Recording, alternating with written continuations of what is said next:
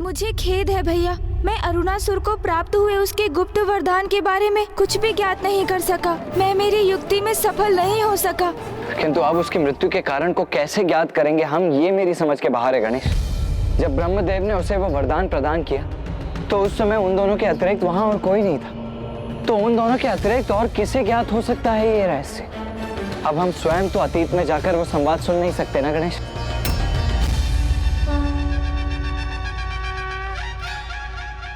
अब क्या हुआ गणेश? अचानक तुम्हारे मुख पर ये आशा की किरण का क्या कारण है? इस गुत्थी को सुलझाने का उपाय मेरे मन में कौंध गया है भैया। भैया मुझे उनका परिचय ज्ञात है, जिनकी दृष्टि से कुछ भी नहीं छिपा है। मैं कुछ समझा नहीं गणेश, कौन है वो? समय अर्थात काल।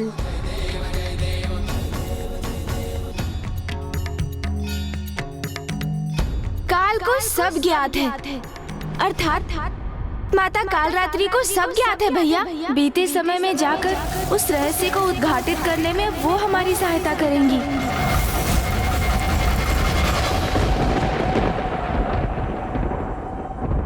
देखा मेरा प्रभाव गणेश, मेरा आगमन होते ही तुम्हें इतनी जटिल समस्या का समाधान भी प्राप्त हो गया। किंतु इस जटिल समस्या का समाधान तो मेरी बुद्धि में ही उत्पन्न हुआ ना। हाँ, किंतु है तो ये मेरा ही प्रभाव ना। देखा देखा आपने मूषक जी, कैसे मेरी बुद्धिमानी का श्रेय भी भैया ने स्वयं अपने पर ले लिया। किंतु प्रभु, ये भी तो हो सकता है यह मुझ बुद्धिमान की उपस्थिति के कारण आपको ये विचार आया हो। ओहो मूषक जी, आप भी ना। ये तो बिल्कुल उचित कहा आपने मूषक जी। धन्यवाद कार्तिकेय जी, धन्यवाद। गणेश, हास परिहास में हमारा समय व्यर्थ करना उचित नहीं है। अब समाधान तो सूझ गया है, किंतु माता कालरात्रि को समय में पीछे जाकर हमें सब बताने के लिए कैसे मनाओगे?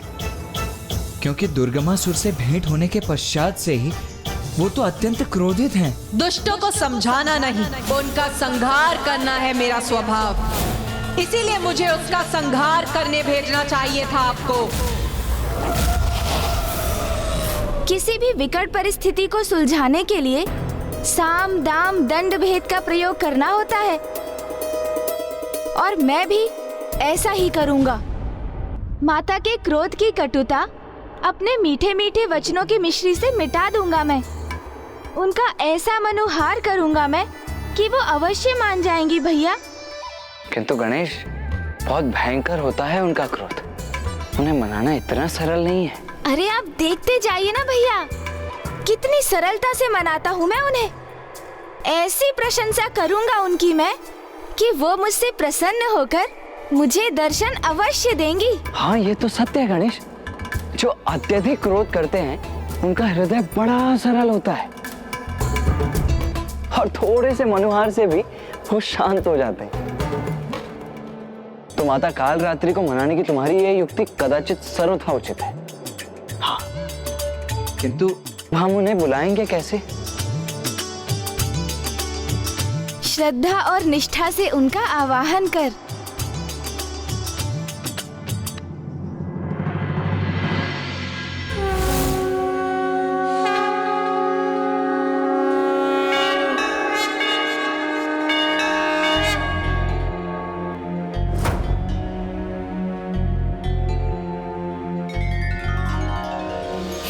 कालरात्रि श्रृंखराली च किं कल्याणि कलावती काल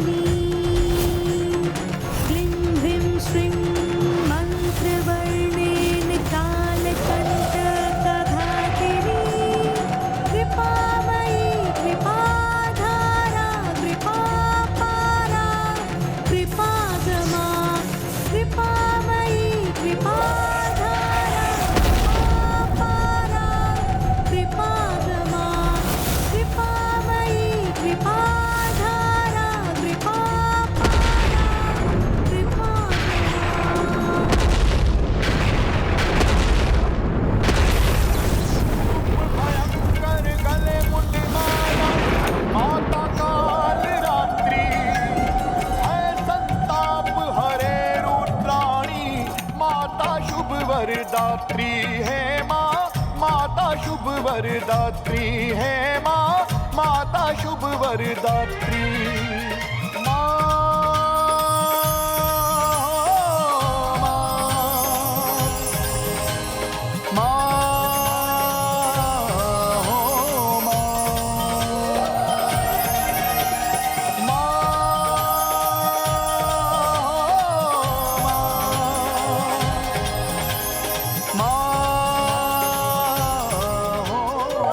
बताओ क्यों आवाहन किया मेरा?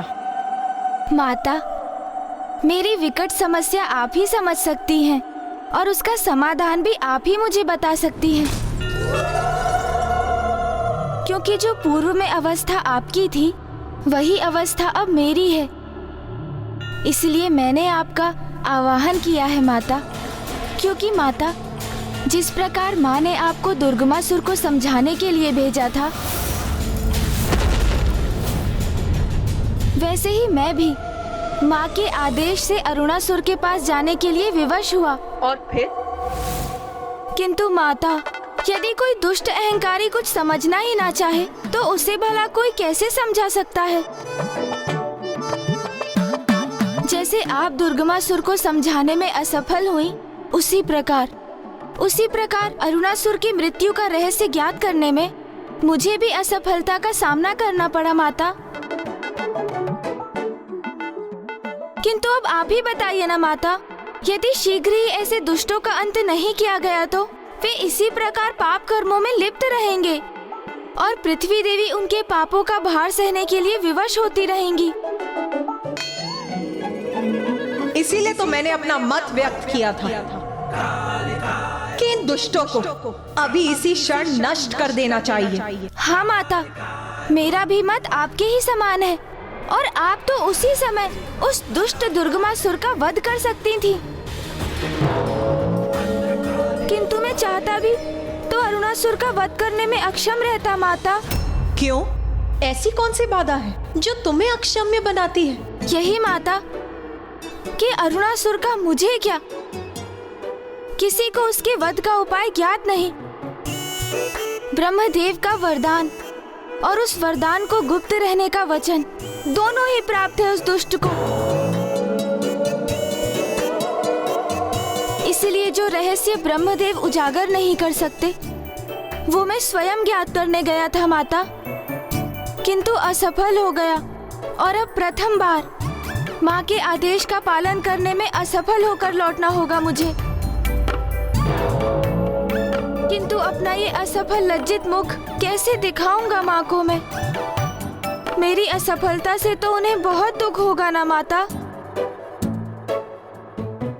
और वो तो यही कहेंगी ना माता कि पुत्र, तुम अरुणासुर के वध के रहस्य को उजागर नहीं कर सके, तो उसका वध कैसे करोगे तुम? ऐसा कुछ नहीं होगा पुत्र, तुम निश्चिंत रहो। अरुणासुर का भेद मैं तुम्हें बताऊंगी। कहा था ना भैया कि सरलता से माता को मनुहार से मना लूंगा मैं। चतुर गणेशा, तुम्हें निराश होकर नहीं लौटने दूंगी मैं। काल चक्र को विपरीत दिशा में घुमाकर अतीत का वो दृश्य उत्पन्न करूंगी जब अरुणासुर को वो वरदान प्राप्त हुआ था।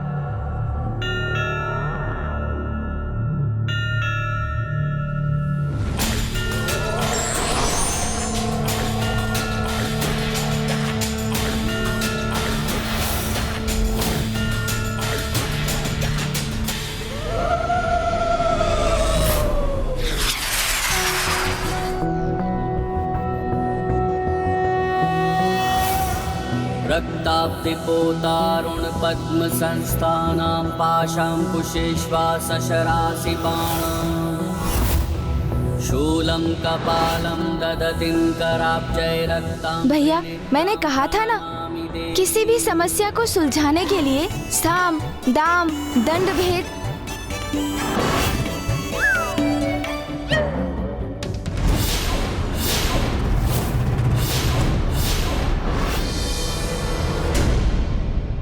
अरे माता, यहाँ क्यों रुक गई आप? ये तो वो दृश्य नहीं है जो हमें देखना है। आप अभी उचित दृश्य पर नहीं पहुंची हैं। विलंब मत करिए ना माता, समय चक्र को थोड़ा और घुमाइए ना। आपको स्मरण है ना, हमें तो वो दृश्य देखना है जिसमें ब्रह्मदेव ने अरुणासुर को वरदान दिया था। हाँ माता। उचित कहते हो तुम। इसमें तो तुम और कुमार कार्तिक ही हैं। किंतु हम समय के इस बिंदु पर रुक ही गए, तो मुझे तुम्हारा वार्तालाप सुनने का मन हो रहा।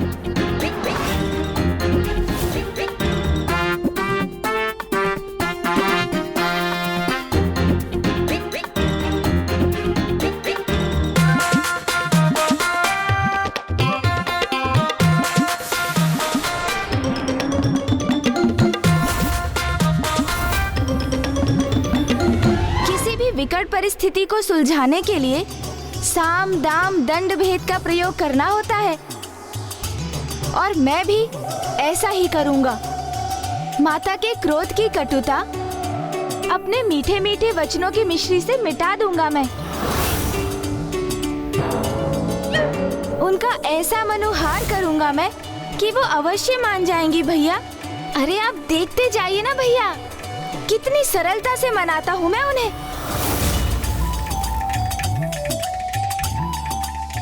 ऐसी प्रशंसा करूंगा उनकी मैं कि वो मुझसे प्रसन्न होकर मुझे दर्शन अवश्य देंगी। जो अत्यधिक क्रोध करते हैं उनका हृदय बड़ा सरल होता है। तो माता, काल रात्रि को मनाने की तुम्हारी यह युक्ति कदाचित सर्वथा उचित है।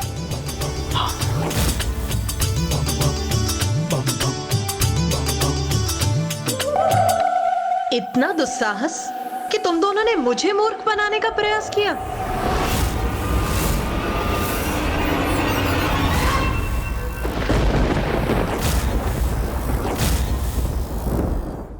मुझे क्षमा कर दीजिए माता, मैंने तो ये शब्द बस भैया को समझाने के लिए बोले थे, और वास्तव में तो भैया ने ही मुझे ये शब्द बोलने के लिए प्रेरित किया था। नहीं माता, मैंने तो मात्र इसकी बात स्वीकार की है। ये भूल इसी की है माता, मेरी नहीं। आपका दोषी यही है।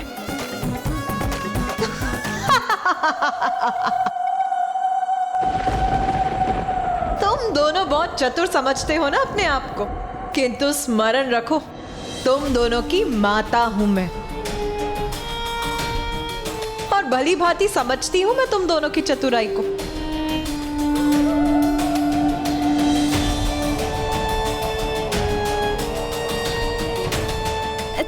तो माता, आप मुझसे रुष्ट नहीं है,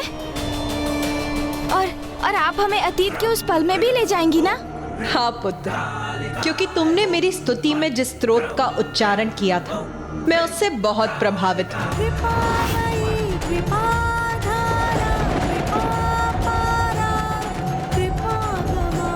इसीलिए आज मैं ये घोषणा करती हूँ कि तुम्हारे समान जो भी मेरे स्तोत्र का उच्चारण करेगा और उसकी अंतिम पंक्तियों को 3 बार दोहराएगा, मैं उसकी सभी भूलों को क्षमा कर उसकी सहायता के लिए सदा प्रस्तुत होंगी। कल्याणी कलावती काल माता कली दर्पणी तम दिश गोपान्विता काम बीज जपांगा तम बीज स्वरूपिणी तुम दिग्नी कुली नर्ति नाशिनी।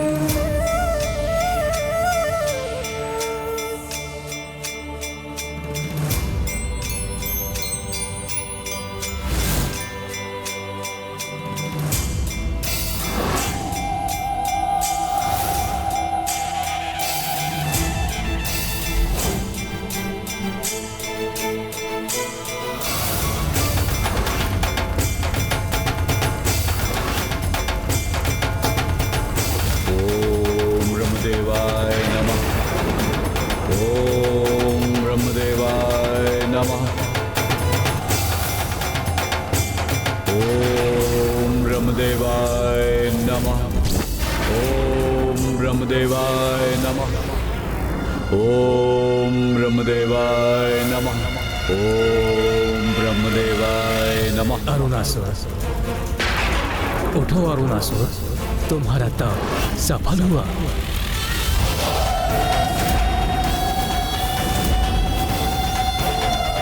प्रणाम ब्रह्मदेव।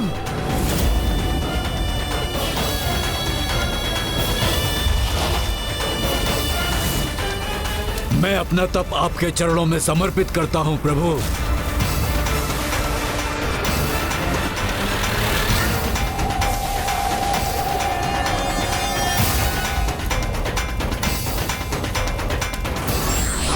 और यह भी स्पष्ट करता हूं प्रभु कि मुझे अपने तप और भक्ति के फल स्वरूप अमृत का वरदान चाहिए।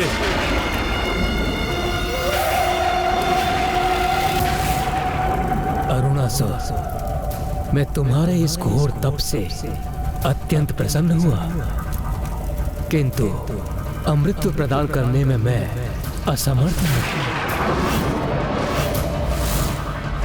प्रभु, इस तप की दीर्घ अवधि में अनेक कष्ट सहे हैं मैंने। प्रथम सहस्त्र 10 वर्ष मात्र वायु और सूखे पत्ते को ही आहार बनाया मैंने, और फिर 10 सहस्त्र वर्ष मैंने जल की बूंदों का ही पान किया प्रभु, और अंतिम 10 वर्ष मैंने कुछ भी ग्रहण नहीं किया प्रभु। और आप कह रहे हैं मुझे आप अमृत का वरदान नहीं दे सकते, तो फिर क्या लाभ हुआ इतने कठोर तप का प्रभु? बताइए प्रभु, बताइए, फिर क्या लाभ हुआ? अरुणासुर, मैं भी शक्ति के नियमों से बंधा हूं, और मृत्यु सृष्टि का अंतिम अटल सत्य है।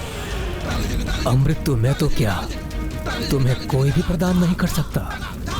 हाँ, तुम ये चुनाव अवश्य कर सकते हो कि किसके द्वारा तुम्हारी मृत्यु असंभव है और किसके हाथों से तुम्हारी मृत्यु संभव हो सकती है।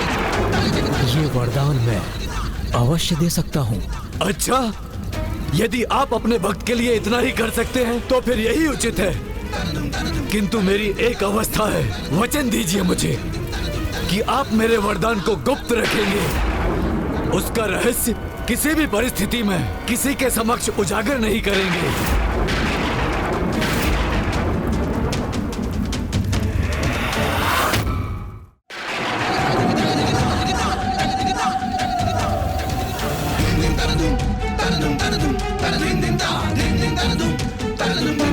उचित है वत्स, अपने कठोर तप से तुमने अधिकार प्राप्त किया है।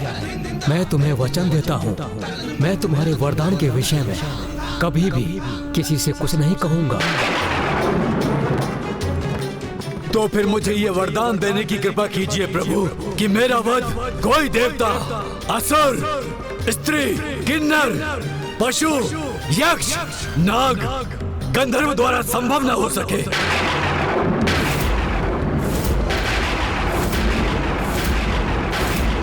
ऐसा कोई जीव भी मेरा संहार न कर सके जिसके 2 अथवा 4 पांव हो। यदि मेरा वध किसी के द्वारा संभव हो, मात्र और मात्र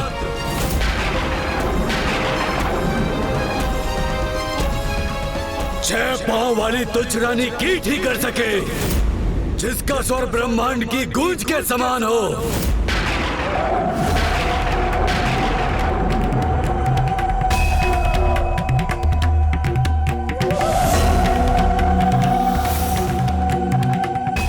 तथास्तु, तथास्तु, तथास्तु।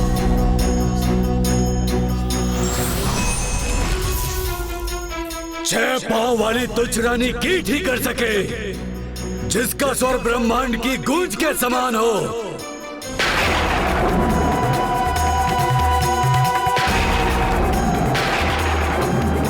अब तो तुम्हें ज्ञात हो गया ना पुत्र, क्या वरदान प्राप्त किया है उस दुष्ट असुर ने।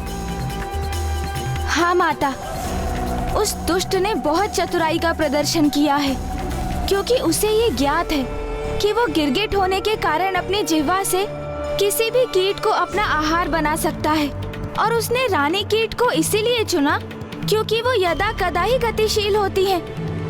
किंतु ऐसा कौन सा कीट है जिसके 6 पांव होते हैं और जो ब्रह्मनाद की ध्वनि उत्पन्न करता हो?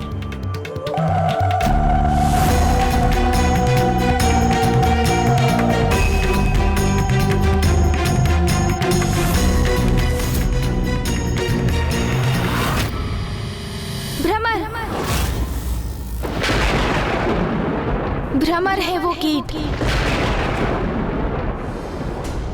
तो वो दुष्ट ने एक रानी भ्रमरी के द्वारा अपनी मृत्यु का वरदान प्राप्त किया है। किंतु एक नन्ही सी भ्रमरी एक विशालकाय असुर का अंत कैसे कर सकती है? और वो भी एक ऐसे असुर को एक भ्रमरी कोई क्षति कैसे पहुंचा सकती है जो भांति भांति के कीटों को अपना आहार बनाकर ही अपना उदर भरता हो, जो अपनी जीभा मात्र से ही किसी भी कीट का अंत कर देता हो।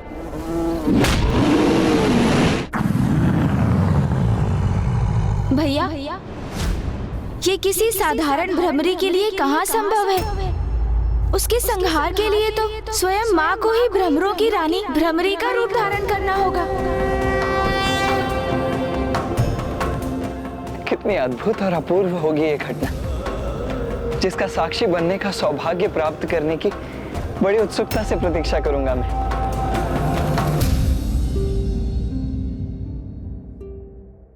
क्या हुआ पुत्र गणेश? अब तो तुम्हें उस दुष्ट के वध करने का उपाय ज्ञात हो गया है। अब क्यों चिंतित हो तुम? माता, मैं यही सोचकर चिंतित हूँ कि संपूर्ण सृष्टि जिनकी पूजा करती है, समस्त देवियाँ जिनकी सेवा कर स्वयं को धन्य समझ रही थीं, स्वयं त्रिदेव जिनकी आरती कर रहे थे, वो जो स्वयं संपूर्ण सृष्टि की सर्वे सर्वा है, जिनके कारण ये अंतरिक्ष और ग्रह है, और जो सभी लोकों के उत्पत्ति के कारण भी है, उन देवी माता आदि शक्ति से एक छोटी सी प्राणी एक लघु भ्रमरी का रूप धारण करने के लिए कैसे अनुरोध करेंगे?